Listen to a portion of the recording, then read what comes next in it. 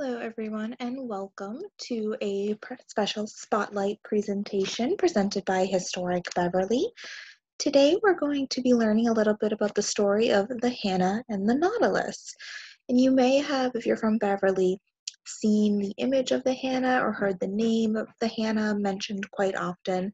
So hopefully, if you don't know the story, this will tell you a little bit about it today. So the schooner Hannah was the first armed American naval vessel of the American Revolution and is claimed to be the founding vessel of the United States Navy.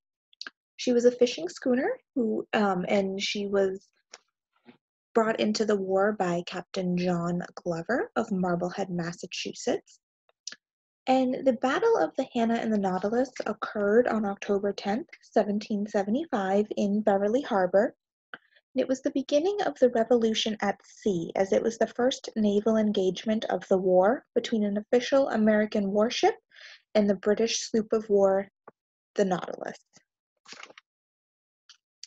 In 1775, General Washington decided to assemble a naval force to assist in the war efforts.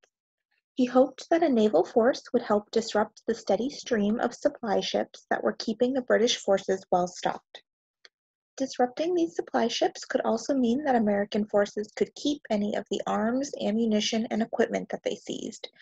The American forces were sorely in need of these items.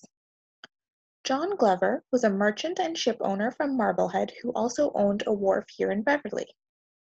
Glover was a member of the Marblehead Committee of Correspondence, and in May of 1775 was elected to the rank of colonel.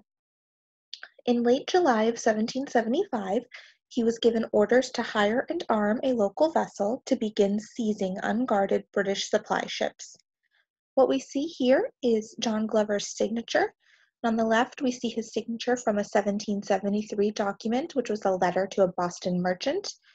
However, later documents with Glover's signature, like the one on the left, which was a 1776 document stating that a soldier is unwell and thus unfit for duty, begin to include his more formal title. On August 7th, 1775, John Glover successfully leased the recently built schooner Hannah from an in-law relation, Colonel John Lee. The Hannah was typical of an 18th century American merchant ship. She was 78 tons, about 60 feet long, 18 feet wide, two-masted with a large mainsail and square topsail on each mast, and these helped to improve the ship's aerodynamics. What we see here are details from a framed print of the Hannah that show the dimensions of the ship. To the left is the sail plan for the ship. To the right on the top, we see the half-breadth and lift line plan for the ship. And on the lower right, we see the detail of the body plan for the ship. Once the agreement was official, Glover brought the vessel back to his wharf in Beverly to undergo equipment and arms outfitting.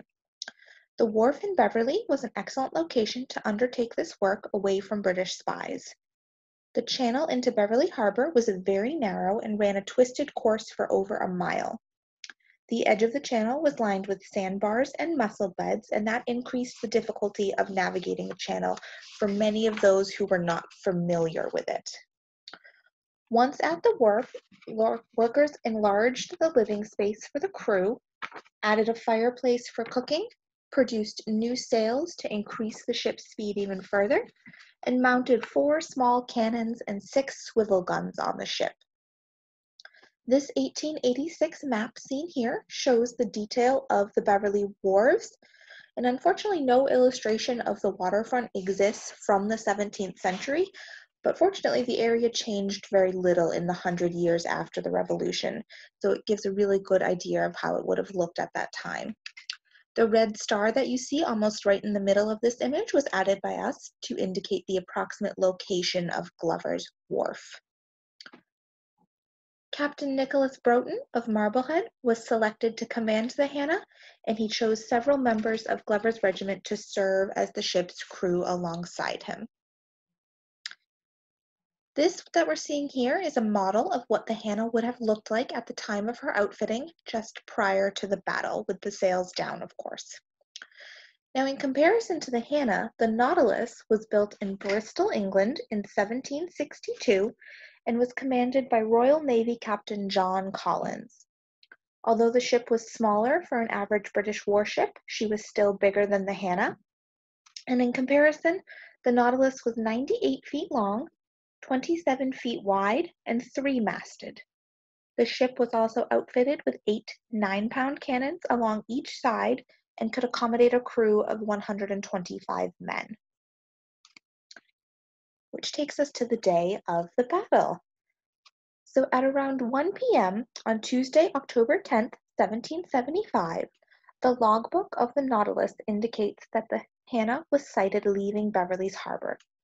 Captain Broughton of the Hannah also saw the Nautilus and, upon seeing the difference in size, immediately turned the ship around and retreated inwards towards Beverly's harbor. The much faster Nautilus gave chase, and by 2 p.m. the two ships were seen crossing by the Salem coast. And what we're seeing here is a hand-painted map that shows the progression of both ships from the initial sighting through the re-entry into Beverly's harbor. And it really gives you a good sense as to how much faster the Nautilus was than the Hannah and how quickly the Nautilus was able to gain ground on the Hannah, despite the Hannah being a very fast and aerodynamic ship. By 3:15, the Nautilus had nearly caught up with the Hannah. Captain Broughton decided that in order to save the Hannah from being cut off at the harbor's entrance and captured, he would run the Hannah aground on a beach along the Beverly shore near Tuck's Point. The decision was also strategic because by running the ship aground here, it allowed for all the armaments to be easily removed and set up on land. What we see here is a circa 1900 photograph of Independence Park, which, just a little aside if you don't know, the name is because the same John Glover actually read the Declaration of Independence to his troops and the citizens of Beverly here after it was produced. And the Battle of the Hannah and the Nautilus also took place just off the shore here, so quite a lot has happened here. By 3:30, the crew of the Hannah began removing cannons and ammunitions from the ship through the shallow water and up onto the beach. Beverly townspeople, led by Militia Colonel Henry Herrick and armed with muskets, began gathering along the shore to assist the crew. And not long after, the Manchester Militia and their colonel, who was Colonel John Lee, also the owner of the Hannah, arrived to assist the people of Beverly. The Nautilus continued its pursuit and eventually dropped anchor roughly half a mile from the shore. By 3:40, the Nautilus opened fire with her broadside of 8 guns with the intention of both burning the Hannah and preventing any return fire from the townspeople assembled on the beach. In an attempt to confuse the townspeople, the Nautilus also began firing cannon shots towards the church in the center of Beverly. As bricks and wood began exploding throughout town, many women and children began evacuating. And we have 2 really kind of fun stories that come from this time when Beverly was being bombarded by the Nautilus, one of which is the story of Elizabeth Levitt. So when the Nautilus began to bombard the town, Elizabeth Levitt's house, which was on the corner of Hale and Ocean, were in direct range. Her brother urged her to flee to a safer place, but she refused to leave her house right away because she had a batch of bread in the oven, and no British ship was going to send her running. Eventually, after her bread was finished, she did leave her house along with her 2 children. And the story has it that she tried to climb a wall for a better view of the vessel interfering with her bread making. But when a cannonball came hurtling through the air and fell very close by her, she quickly got out of range of the Nautilus. But afterwards, she contributed generously to maintain the defense of the town. Another story is that of Thomas Stevens, a merchant here in Beverly.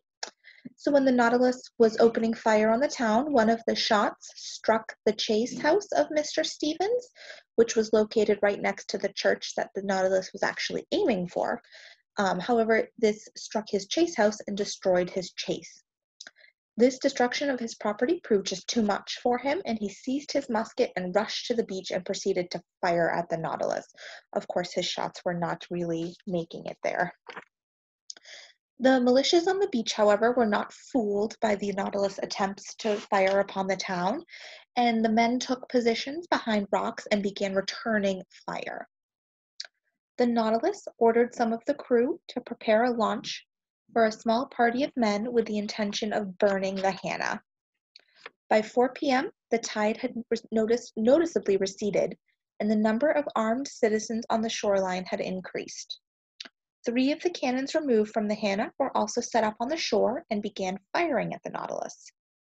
Captain Collins decided that the risk of sending a landing party to the shore was now too great and abandoned the idea.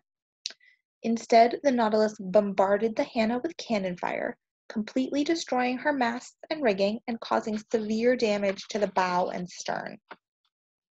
By 4:15, about 200 Salem militiamen and townspeople had managed to drag 2 cannons to a point on Salem Neck to assist the Hannah. Today, that is the location of what's now known as Salem Willows Park. Upon this, the Nautilus began to return fire at Salem.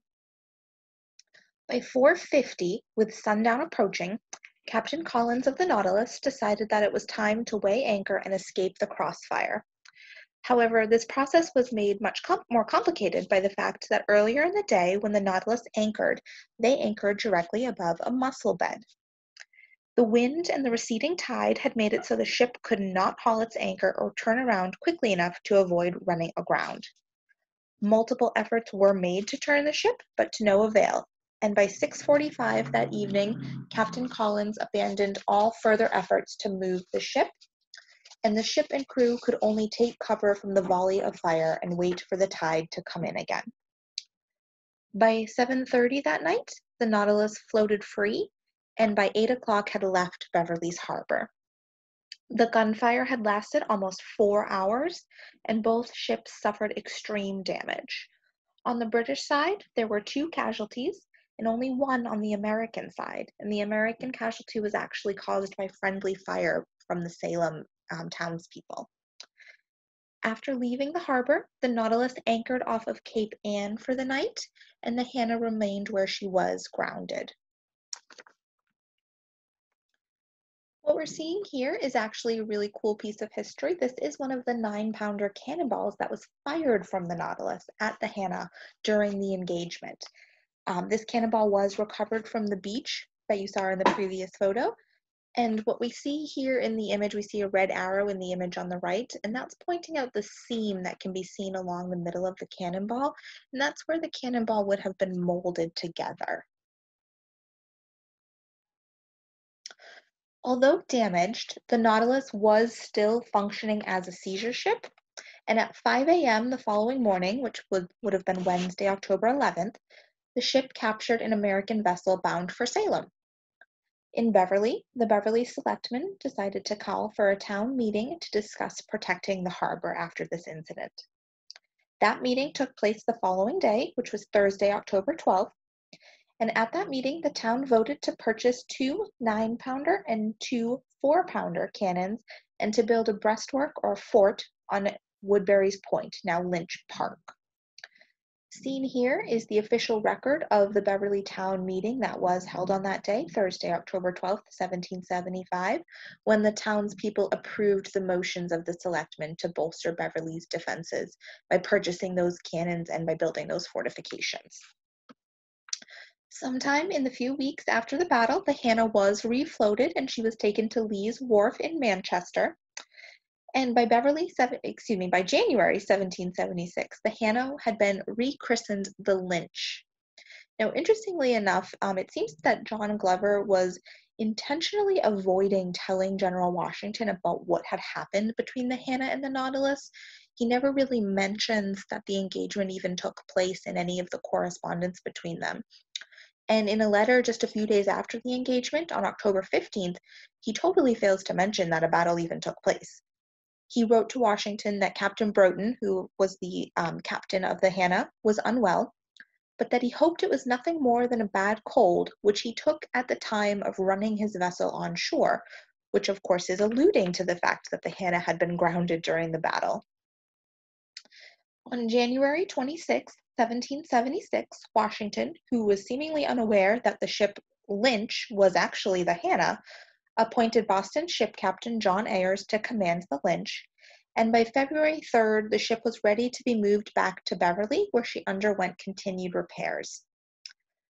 For the next 2 years, the Lynch continued to serve in the Continental Service under Captain Ayers, and in March of 1777, the Lynch was sent to France with congressional correspondence for Benjamin Franklin, who was serving as the American ambassador.